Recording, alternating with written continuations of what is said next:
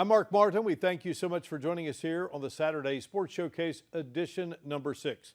Today brings us another college football Saturday, and someone is missing. That someone is Shawn Clark.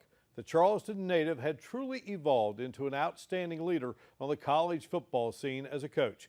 Clark died this past Sunday at the way too young age of 50. He touched many lives as both a player and a coach, and will forever be remembered for his outstanding personality. Among those hurting is George Washington High School, home of the Patriots, where Shawn Clark starred in the 90s and later took his rightful place in the school's Football Hall of Fame. He was very important. He was very important to me personally, very important to this program. He's very important to this whole area.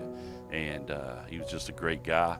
He always represented himself, his family, and George Washington in such a positive manner. I mean, what a great coach he was and a mentor. He was, not to mention, he was a great football player, and he had great success here and in Appalachian State. So it was just a sad day. It was really sad news. Well, first, he was a dad and a believer in God, and I want to make that very perfectly clear because that was the type of man that he was. You know, I looked at him like a second father away from home. The moment that I met him, I knew I wanted to play for him. Michael Hughes is a product of the George Washington program himself.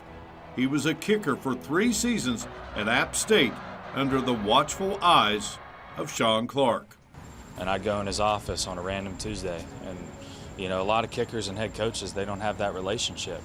And I'd go in and we'd talk about life, football, school, whatever I had going on for 30, 45 minutes that day, because that was just the type of man he was, you know.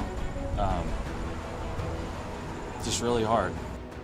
Those in the circles of coaching had the utmost respect for the personable Clark, who coached at places such as Eastern Kentucky, Purdue, Kent State, and finally his beloved App State, where he became the program's head coach. We always said the same thing, like it's hard to win, it's hard to win, hard to win. I think he was the first person after we won the Conference USA Championship last year. I think it might have been less than an hour after the game, Shawn texted me and said, "Hey, Coach, it's hard to win, congrats." So, you know, just heart breaks for his family and for all his friends and his the people down at UCF.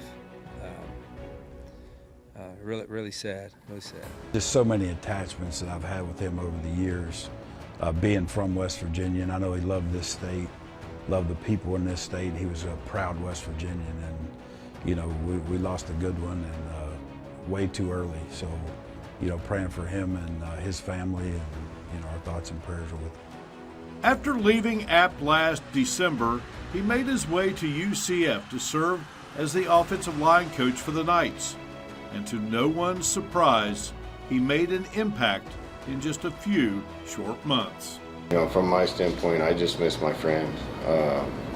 I wasn't around him as long as I've been around some other people, but you know, he just had an energy and a spirit about him, and one of my favorite guys I've ever been around and coached with. So it's just a tough deal. And that was what made him great, is he pulled the best out of everybody, and he was the most unselfish. He was one of the most unselfish people I've ever met in my life. There is a saying that says only the good die young, and Shawn Clark truly was one of the good ones.